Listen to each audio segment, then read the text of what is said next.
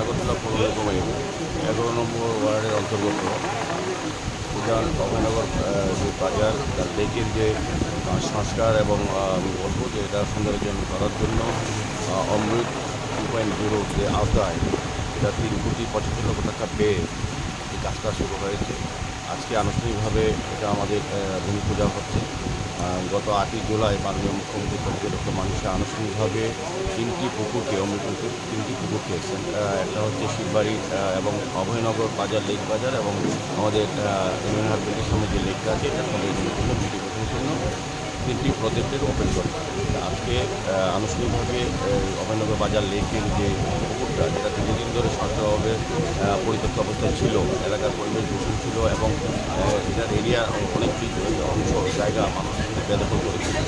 যাই হোক আজকে 3,75,00,000 টাকা পেয়ে এই কাজ শুরু হচ্ছে, আনুষ্ঠানিকভাবে পুজো হচ্ছে, ওয়ার্ক অর্ডার দেওয়া হয়েছে, কাজ শুরু হবে। আমার বিশ্বাস যে আমাদের আগরতলা শহরকে শহরে যতগুলি পুকুর আছে যে ধরনের যে পরিত্যক্ত অবস্থায় ছিল, আমাদের স্মার্ট সিটি আগরতলা পৌর নিগম এবং আমাদের রাজ্য সরকার পুকুরগুলো সংস্কার করে ব্যবহারযোগ্য করে মানুষের কাছে দেওয়া হচ্ছে এবং বিটিভির মাধ্যমে আলোর ব্যবস্থা করবে। এই হিসাবে অনুযায়ী 3টি পুকুরকে আমরা হাতে নিয়েছি। 5,000 টাকা পেয়ে এই পুকুর হবে অভয়নগর একটা লেক বাজার যেটা হচ্ছে এখানে অভয়নগর বাজার যে লেকটা এটা হবে, আর এটা হবে যে লেক। স্বাধীনভাবে আমি বলবো যে দীর্ঘদিন বাদে এই এলাকার মানুষের একটা চাহিদা ছিল বা সমস্যাও বলবো থেকে সামনে রেখে আমাদের সরকার সিদ্ধান্ত নিয়েছে আমাদের আওতায় আনা হয়েছে। সাধারণত এই এলাকার মানুষ খুব খুশি এবং তাদের দীর্ঘদিনের দাবি আমি বলবো যে আমাদের পৌর নিগম আমাদের স্মার্ট সিটি এবং আমাদের সরকার পূরণ করতে যাচ্ছে। স্বাভাবিকভাবে মানুষের সহযোগিতা চাইছে।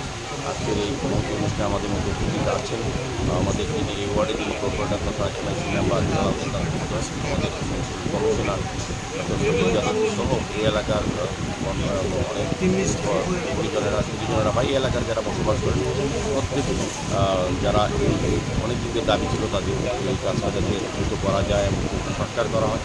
আমরা আস্তে আস্তে পরবর্তী পদক্ষেপ হিসেবে এটা সংলগ্ন যে অভয়নগর বাজারটা এই এলাকার মানুষের দাবি ব্যবসায়ীদের দাবি বাজারটা সংস্কার করা, বাজারটা নতুনভাবে তৈরি করা, এক্ষেত্রেও আমাদের একটা পরিকল্পনা আছে। আমরা এই পুকুরটা কাজের পাশাপাশি বাজারটার উন্নয়নও আমরা চেষ্টা করবো। হিলালবাবুর সঙ্গে কথা বলে আমাদের কমিশন সাহেব কথা বলে পাশের কাজগুলো করার আস্তে আস্তে আগরতলা শহরের সমস্ত পুকুরগুলি কিন্তু আমরা সংস্কার করে ব্যবহার উপযোগী করে সৌন্দর্য করে মানুষের কাছে আমরা ফিরিয়ে দিচ্ছি, যেগুলি দীর্ঘদিন ধরে পরিত্যক্ত করেছি।